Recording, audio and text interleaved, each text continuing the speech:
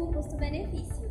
Aqui eu tenho um ótimo conteúdo por um preço que cabe no meu bolso.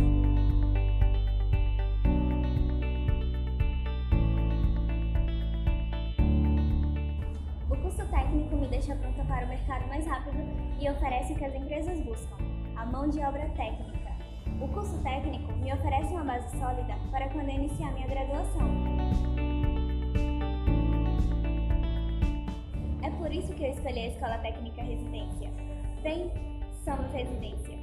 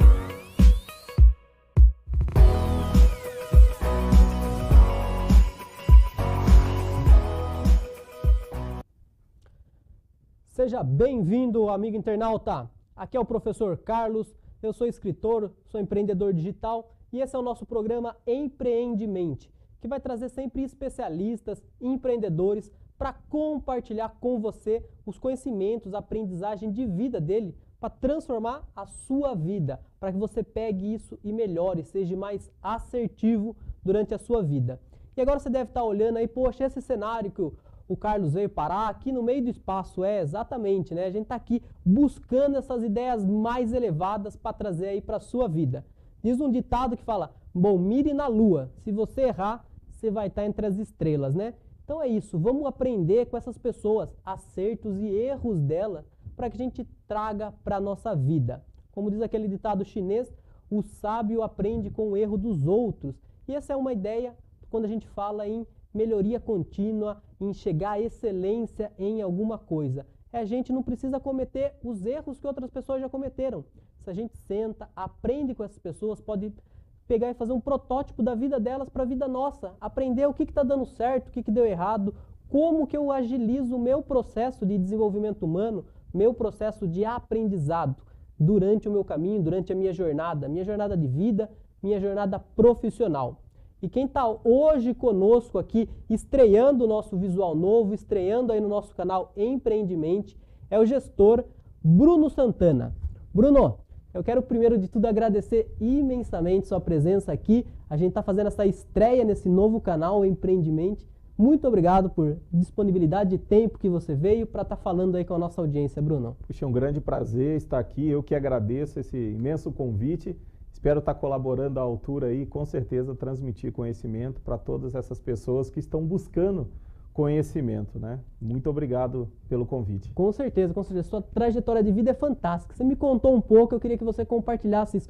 Puxa, como que você chegou hoje a ser gestor de RH? Como que foi essa sua trajetória? Você sempre sonhou isso na sua vida, desde criança? Ou foi em algum momento durante sua jornada que deu aquele estalo assim, falou, poxa, é isso que eu quero fazer?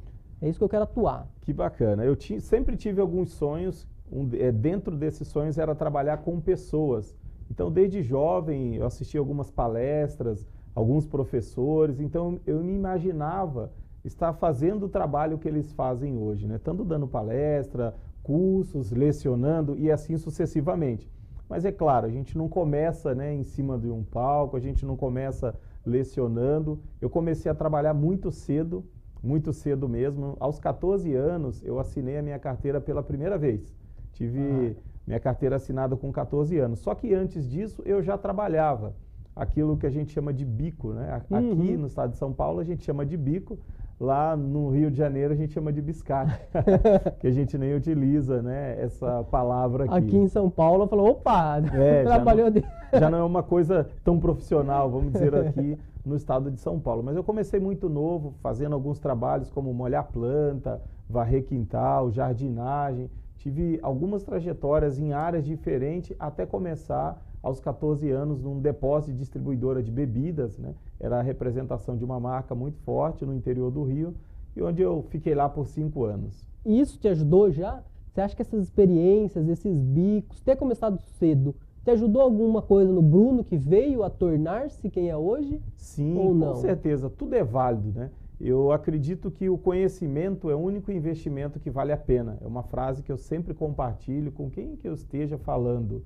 Então, desde o momento da minha vida, da infância, que eu confeccionava carrinho de rolimã ou pipa para poder, né, empinar as pipas, era um momento de adquirir conhecimento, porque se você está confeccionando um carrinho de rolimã, por exemplo, você está mexendo com madeira, você está pregando, você prega o dedo junto, né? Mas aprende na prática. É, na prática, aprende na dor, literalmente na dor. Mas é um momento de aprendizagem, isso gera credibilidade para um jovem, né? Uma criança está fazendo isso através da... Responsabilidade, né? Exatamente. A criatividade, então, nem se fala, né? Legal. E como que o Bruno, esse Bruno de 14 anos, trabalhava num depósito de bebida, veio a se tornar o Bruno gestor de RH? Como que foi essa migração? Em que momento você falou, vou estudar recursos humanos? Minha mãe sempre falava, independente da área que você atuar, faça o seu melhor. Então eu entrei no depósito, o meu registro lá era como ajudante geral ou servente, algo assim naquela época, e eu vi algumas pessoas como motorista, outras pessoas como conferente. Então, desde o primeiro dia que eu entrei, era um trabalho muito pesado, carregar caixas de cerveja nas costas, refrigerante, né? Era um serviço totalmente braçal. Eu pensava, eu tenho que continuar estudando e eu preciso aprender essas outras tarefas. Então, mesmo antes de eu ter a habilitação, eu já tinha aprendido a dirigir. Eu aproveitei que eu estava estudando, então, por mais que eu nunca fui tão adepto à matemática, mas eu aprendi a conferir os caminhões. Então, um conferente, você não tem um trabalho tão braçal assim. E daí eu pude verificar na prática que eu tive essa promoção ao longo dos 5 anos, eu pude ver que assim, todo lugar que você entra, é possível você melhorar. Qualquer que seja a posição, sempre é possível melhorar. E cada vez que você melhora como um profissional, isso requer estudo. Não tem atalho para o sucesso. E quando você tem uma promoção, você tem uma autorrealização. Isso é muito bacana. Foi daí que eu comecei a enxergar que seria uma realidade eu estar trabalhando na área de RH. Porque eu lá na operação desse depósito, eu via as pessoas do administrativo, eu pensava, puxa, eu preciso sentar lá naquela sala, eu preciso mexer no computador, eu preciso sair um pouco do sol. Por mais que eu amava aquilo que eu estava fazendo, mas eu já tinha planos para mudar. Para um futuro. E aí eu precisei tomar uma decisão nesse momento que foi um pouco difícil para a minha carreira. Foi quando eu precisei pedir baixa do trabalho e aí eu fui fazer um trabalho voluntário. Então, por 2 anos. Largou tudo para fazer o trabalho voluntário. 2 anos. Por quê? E a coragem, o medo. Exatamente, né? Filho único, ficar longe dos pais, dos amigos, largar um emprego de 5 anos. O seu primeiro emprego de 5 anos acaba sendo uma paixão, mas foi fantástico, né? Porque eu vivi 2 anos no sul do Goiás, parte do Triângulo Mineiro e uma parte do Mato Grosso, onde a relação pública ajudou muito na minha carreira, que eu pude conviver com pessoas de várias partes do Brasil e do mundo.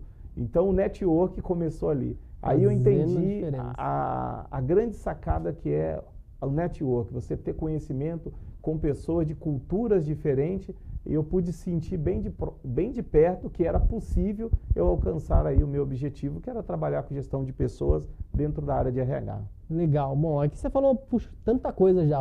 Você falou quando você pega e observa, né, o caminhão, que você pode ser um conferente. Então, tipo, qualquer onde a gente tá, se a gente para observar, a gente tem uma oportunidade de crescimento Sim. ali, né? Não tem como a gente falar, aqui que eu tô, não tem como eu crescer. Exatamente. Ainda que uma pessoa comece na empresa trabalhando na limpeza, que eu também já trabalhei na limpeza, mas se ela é proativa, de repente o telefone toca e ela vai lá e atende, anota o recado e fala, olha, seu fulano, tá aqui o recado, tal pessoa ligou, de repente vai ter uma vaga ali de auxiliar administrativo ou de secretária ou de telefonista, aquela pessoa que está na limpeza, ela pode ser promovida, só que ela tem que demonstrar que ela é capaz para assumir aquela função.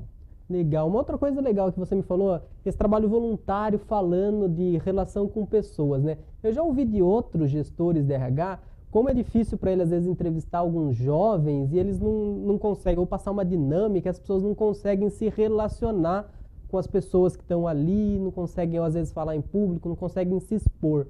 Você acha que essa relação humana é fundamental? É um X a gente saber lidar com o ser humano, saber conviver, saber conversar no mercado? Como que você coloca no mercado isso? Independente da área, vamos falar um pouco de alguns profissionais um pouco metódico, mais centrado, a área da engenharia, que a pessoa vive ali com cálculos, por exemplo. Mesmo essas pessoas precisam ter um relacionamento interpessoal bom, porque de todo jeito vai lidar com pessoas. Então, para esse jovem que está ingressando no mercado de trabalho, qual é a dica? De repente, se ele não conseguiu uma vaga efetiva por enquanto, ele faça um trabalho voluntário, seja no bairro dele, seja na igreja que ele pertence, seja lá na escola, porque no trabalho voluntário, você, como voluntário, você vai se expor, você vai falar, você vai estar à frente, e ali não tem perigo de você errar, não tem problema se você falar errado, se alguma tarefa não deu certo, você está como voluntário, está aprendendo. E detalhe, com bons mentores. Isso, com trabalho voluntário, agrega muito na carreira profissional. Pegando uma experiência, né? Sim, com certeza. Exatamente, essa que era uma outra questão que eu ia entrar para você. Como que o jovem, que hoje, poxa, hoje tanta gente é cobrado, fala, pô, eu vou, me pedem experiência, mas não tem experiência, mas não me dão também uma chance para ter a experiência. E aí? Exatamente. Esse é um dos caminhos? Um dos caminhos é o trabalho voluntário. E uma outra grande sacada é o estágio remunerado. Então, o jovem ele pode ser um aprendiz a partir dos 14 anos, que é remunerado, ou um estagiário a partir dos 16 anos, né? Só precisa estar devidamente matriculado. Então, é uma ótima oportunidade, porque quando ele for para uma entrevista de uma vaga efetiva, a hora que vier aquela pergunta, você tem experiência na área? Tem. E aí a pessoa vai responder que tem. Responde com firmeza, porque ela já atuou, ainda que seja como voluntário, ainda que ela atuou como um estágio, ela tem experiência, porque a experiência é o quê? O momento que você vivenciou tudo aquilo que a empresa está buscando no mercado. Essas habilidades, né? Você foi construindo, você dá o seu jeito de construir, né? Exatamente. Sem esperar, de repente, que alguém te dê, né? Trabalho voluntário, você foi à frente. Foi à frente, né? E até porque, hoje em dia, infelizmente, o mercado é um pouco mercenário. Então, quando você está doando um pouco de si, isso mostra o outro lado do ser humano, né? Quem aqui, de repente, numa sã consciência, vai deixar um feriado, um sábado, ou uma parte da sua noite ou da sua tarde e está fazendo um trabalho voluntário, né? Ajudando alguém. Não é tão fácil assim. Não, é vontade, então, né? Quando você faz isso, acaba tendo uma superação. Você pode observar, puxa, eu me superei. Independente se o seu trabalho é de 1 hora por semana, 1 hora por dia, ou até um tempo maior, é um momento de superação. E para o gestor, ele conta mesmo, que eu já ouço muita gente falar, poxa, eu valorizo se a pessoa fez trabalho voluntário. Mesmo que seja em outra área, vamos falar que seja um profissional que está trabalhando numa área X, ele lá é um gerente financeiro, um analista financeiro, e de repente ele faz um trabalho voluntário em alguma instituição, alguma organização. Você acha que na hora que o gestor de RH olha para ele ali, ele coloca no currículo isso ou não coloca? O gestor dá valor ou não dá? Tipo, não tem nada a ver, eu faço um trabalho voluntário como, sei lá, eu limpo o banheiro lá da igreja, da organização. Você acha que o gestor de RH, essa pessoa deve colocar o trabalho voluntário no currículo ou não? Precisa colocar isso no currículo para a pessoa enxergar o que você tem feito, né, que está fora da caixa.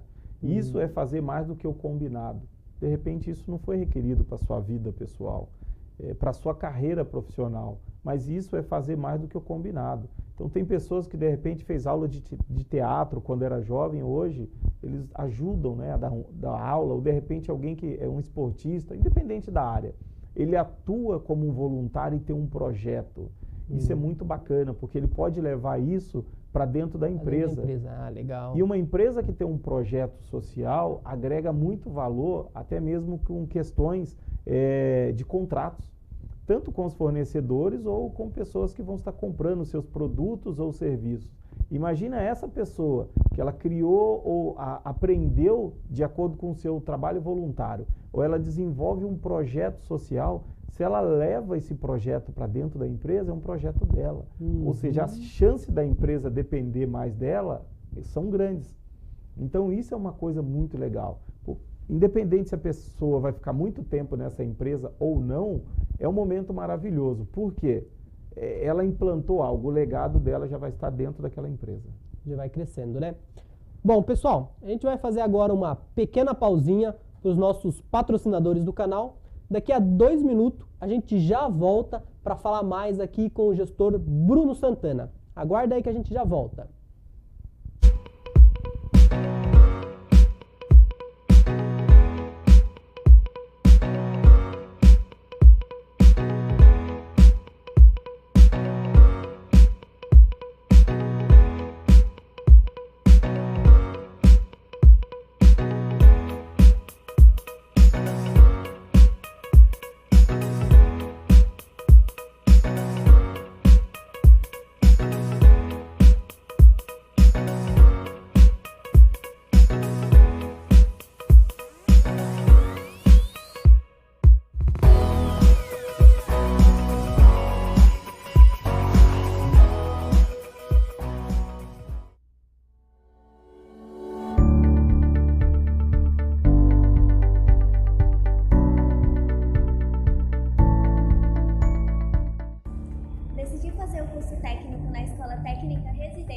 Pelo ótimo custo-benefício.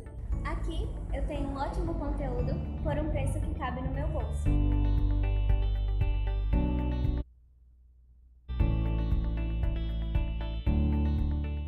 O curso técnico me deixa pronta para o mercado mais rápido e oferece o que as empresas buscam, a mão de obra técnica. O curso técnico me oferece uma base sólida para quando eu iniciar minha graduação. É por isso que eu escolhi a Escola Técnica Residência. Vem, somos Residência.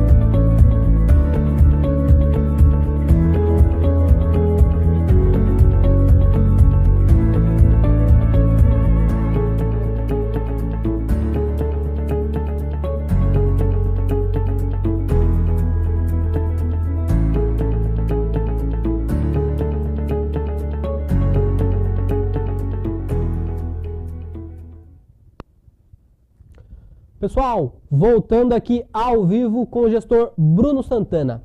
Bruno, me fala então, a partir do momento que você começou a cursar RH, e aí, como é que foi? Você já entrou sendo gestor de RH? Como é que foi isso, essa trajetória sua?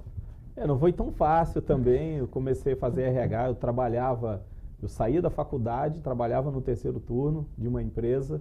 E estudava de manhã? Estudava à noite. Estudava à noite. Trabalhava, né? Eu descansava durante o dia, tinha alguns bicos também para fazer, ia para a faculdade, saía de lá, eu entrava 10h40 no meu trabalho, e foi isso por 6 meses, até que a empresa pediu para me optar, ou efetivar, que eu teria que largar a faculdade, porque o turno ia mudar.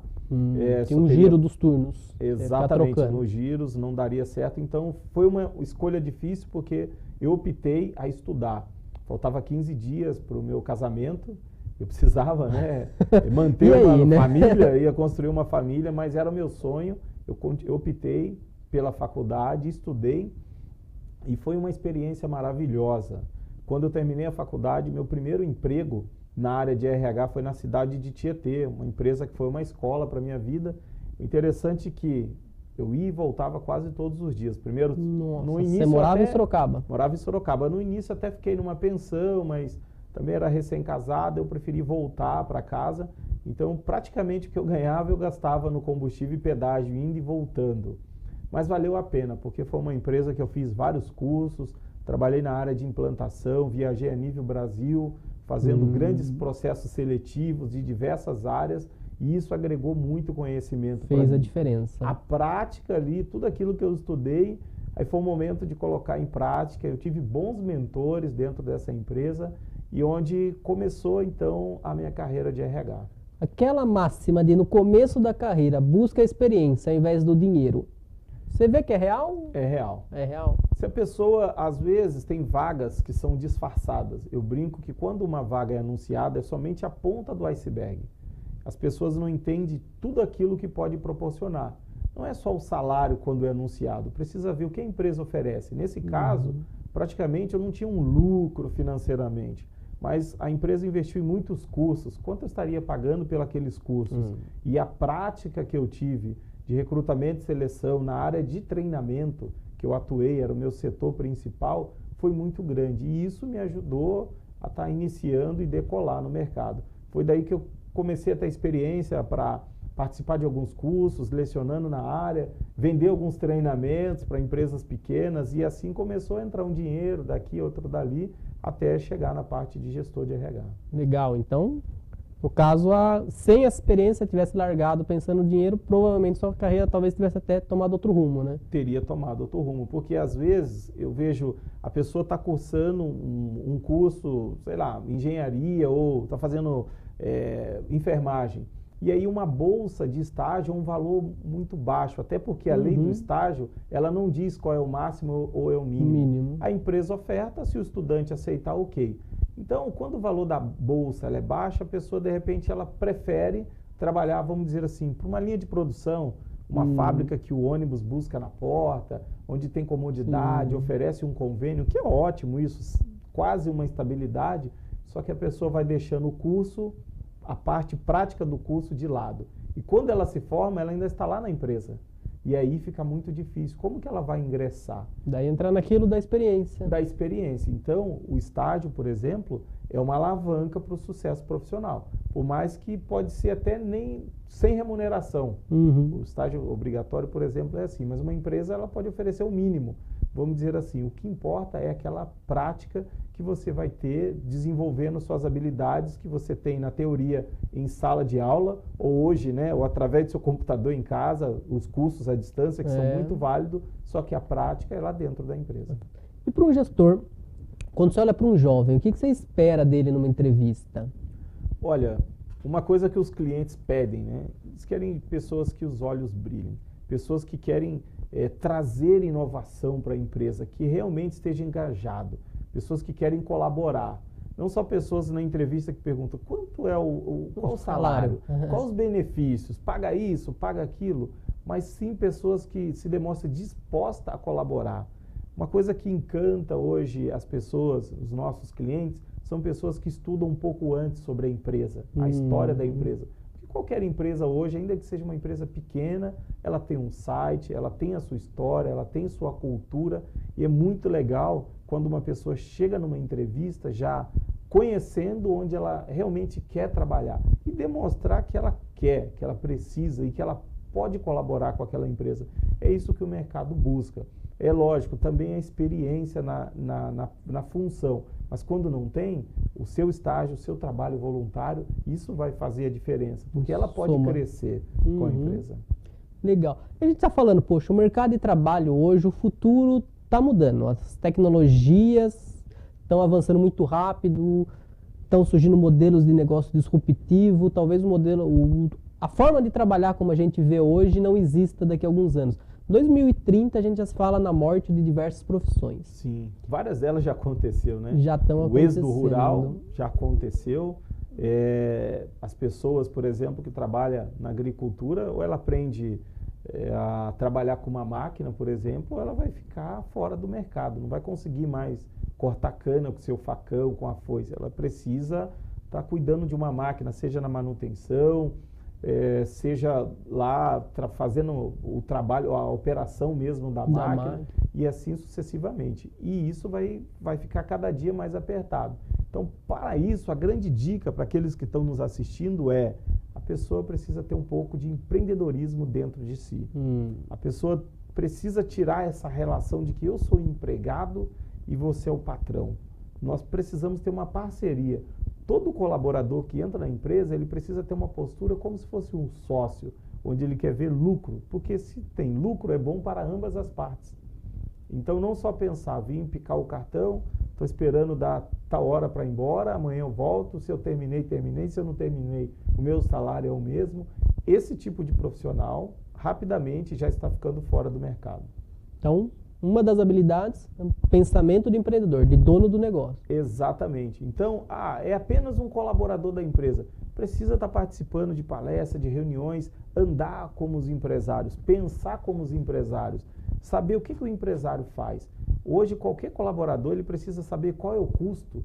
Porque quando eu sou um CLT, eu tenho um custo de pelo menos 100%. A empresa tem os encargos. E quando o funcionário entende isso, ele vai ver o outro lado da moeda e vai usar de empatia. Espera-se também que os empreendedores usem de empatia para os colaboradores. Então, se houver esse casamento de empatia de ambas as partes, a empresa, ela com certeza ela pode triunfar. Depende, né, de ambas as partes. Tem mais alguma habilidade humana? Porque a gente está falando, poxa, claro, habilidade técnica a pessoa vai ter que estudar sempre porque a tecnologia está mudando muito rápido. O que já aconteceu, na história humana aconteceu sempre, né? Empregos que existiam não existem mais. Mas hoje a tecnologia muda muito rápido, então além de ter que estar estudando constantemente para acompanhar a tecnologia, tem alguma habilidade humana que seja além do que eu aprender o software novo, programa novo, mas uma habilidade humana mesmo, que como ser humano isso vai me fazer diferença. Por exemplo, sei lá, criatividade, por exemplo, alguma...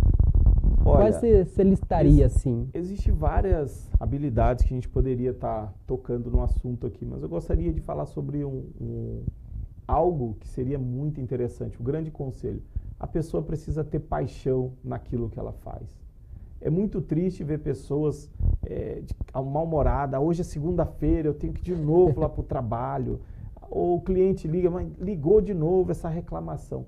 Quando a pessoa tem paixão naquilo que ela faz, vou usar um exemplo, ainda que ela trabalhe, vou dar um exemplo lá na funerária, que é um trabalho um pouco triste, né? Você trabalha com pessoas que estão passando por sofrimentos, óbito na família, ainda que você trabalhe lá, seus olhos vão brilhar e você vai confortar aquelas pessoas que estão passando por uma perda. Então, tudo que vai fazer tem que ter paixão. Não importa se você trabalha na limpeza ou se é o presidente, o diretor de uma empresa. Tem que ter paixão, tem que gostar. Porque quando eu faço aquilo que eu gosto, aí eu uso uma das frases de Domênico De Masi, ele fala que a gente não vai trabalhar mais nenhum dia da nossa vida. Então, hoje eu troco a palavra trabalho por lazer. Então, quando eu saio para trabalhar, é o meu lazer. Porque se eu gosto do que eu faço, é o meu lazer. A hora vai passar, o dia vai ficar gostoso, você vai ter um bom relacionamento com a equipe, um bom relacionamento com o seu superior, com o sócio, com o chefe e assim sucessivamente, e principalmente com os clientes, porque quem paga, né, a conta, o nosso salário, são os clientes. São os clientes, ele tem que estar satisfeito, eles percebem, né, senão mudam. Então tem que ter paixão em servir o cliente interno e o cliente externo. Se você tem paixão, as outras habilidades, você vai surgindo, né, você vai aprendendo. Então isso daí é algo que eu gostaria de deixar aqui, paixão naquilo que você faz. Legal. E tem alguma dica para uma pessoa ser mais assertiva na hora dela escolher uma carreira? Olha, a pessoa precisa fazer um teste vocacional, ela precisa entender quais são as habilidades, aquilo que vai chamar a atenção, que vai despertar essa paixão. Eu, por exemplo, eu não sou bom de exatas. Eu tenho algumas dificuldades, então é área que eu nunca gostei tanto. Eu fiz o básico, vamos dizer assim, a matemática, estatística e assim sucessivamente, porque a gente precisa lá dentro da escola para você colar grau e assim sucessivamente. Então eu entendi que de repente fazer engenharia poderia ser que eu ia desistir. Quando chegasse lá cálculo 1, 2, acho que eu não ia chegar, não ia passar do 2. Pode ser que não, mas como não é algo que me chamava atenção, que não fazia meu coração né, ficar tremendo daquele de paixão, jeito, dedicar a vida inteira. Então, o que eu gostava? De pessoas. Então, é essa área. Então, o que a pessoa gosta? De repente, ela gosta do animalzinho, gosta de um bichinho. Por que não estudar algumas áreas? Né? Não é uma área, são algumas áreas que ela pode fazer. Legal. Mas não pode se prender somente a isso. O profissional do futuro, ele não pode ter uma profissão somente. Ele não pode ser especialista somente de uma área. Até porque as empresas hoje praticam o job rotation, onde você tem que trabalhar em diversas áreas. Então, mesmo eu não tendo tanta vocação, por exemplo, para a área financeira, para a controladoria, eu preciso fazer. Então, cada dia eu tenho estudado um pouco mais sobre a área, porque uma gestão você precisa ter o controle. Legal, legal. Bruno, para a gente fechar essa nossa entrevista de hoje, aquela pergunta, o que é a felicidade para o Bruno Santana? Olha, felicidade para mim é autorrealização. Se eu não traço minhas metas para eu chegar, né, na parte profissional, de repente eu vou estar sempre infeliz porque eu vou dizer que eu não alcancei. Mas alcançar o quê se eu não fiz a meta? E para mim felicidade é ter um sentimento de um trabalho bem feito. Quando chega o final do dia, sentir, puxa, eu fiz a minha parte, eu me doei, eu fiz de coração. Na área que eu trabalho, né, eu gosto porque eu ajudo o próximo. Para mim, a felicidade é quando eu vejo um jovem com um contrato assinado, quando eu vejo alguém disponível no mercado, que de repente está lá com aluguel atrasado, água, alguma coisa, ele tem um trabalho que ele vai suprir as suas necessidades. Então, isso para mim, na área profissional, é felicidade. E, no geral, né, felicidade para mim é cuidar do meu maior patrimônio, que é a minha família. Então, eu resumo a minha fala dessa parte. Todas as pessoas podem e merecem ser felizes. Agora, para ser feliz, uma outra dica, eu tenho que viver o Bruno. Eu não posso tentar ser o que uma outra pessoa faz, o que uma celebridade faz. Hoje o pessoal segue muito, quer viver uma vida do outro. E aí é difícil você conseguir. Agora, quando eu vivo a vida do Bruno, eu consigo ser feliz porque o Bruno é único, né? Todas as pessoas temos DNA diferente, a identidade, nós somos únicos. Então, a felicidade é quando você se enxerga e queira viver a sua vida. Sua vida, né? Legal. Bruno, quero agradecer imensamente sua presença aqui. Com vocês. Bruno, você queria deixar seus contatos? Tem algum contato que você queira deixar para os nossos telespectadores? Se o pessoal quiser entrar em contato com você, um curso que você ministre, tem alguma coisa que você queira deixar para a audiência? A ideia é estar começando uma dica de empregabilidade para o mercado de trabalho. Vamos estar criando um quadro chamado Empregabilizando. Aqueles que têm dica, puxa, eu estou com dificuldade, como que eu vou formatar um currículo? Como que eu vou para uma entrevista de emprego? E agora, eu tenho entrevista, qual que é a dica? É meu primeiro dia de trabalho, como eu vou me comportar lá? Então, pode mandar a sua dúvida, a sua pergunta para brunosantanarh@gmail.com. Esse é meu contato de e-mail, eu terei o grande prazer para responder cada um de vocês. Legal. Bruno, muito obrigado aqui na nossa estreia do Empreendimente. Eu quero deixar o recado para você. A gente está voltando agora com o Empreendimente no dia 7 de janeiro. O nosso convidado é o consultor Professor Marins.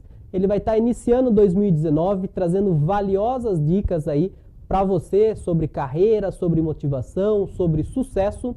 Você pode acompanhar ao vivo todas as segundas-feiras, às 19 horas, aqui no canal Empreendimente e também acompanhar as gravações pelo canal Papo com de Paula. Desejo para você uma excelente festa, tenha um ótimo Natal, tenha um excelente aí virada de ano, que 2019 você atinja os seus objetivos, trace suas metas. Se você ainda não planejou seu 2019, as coisas que você deseja, as coisas que você está buscando, aproveita aí, tem 2 semanas para a gente fechar 2018, dá tempo para você colocar isso no papel. Se você quiser também, você pode acompanhar o meu curso Coaching de Alta Performance, que eu trago um pouco essa ideia de como você vai planejar suas metas, como você vai atingir excelência através de um método muito simples de 4 passos chamado Metodologia ARTE. Que eu ensino lá, ARTE, o que é? Como você define um alvo, como você define responsabilidade para atingir suas metas, como você faz um plano de trabalho para isso, para conseguir atingir seu planejamento. E o E do ARTE, que é esmero, como fazer um processo de melhoria contínua na sua vida. Eu sou o Carlos de Paula e até 2019.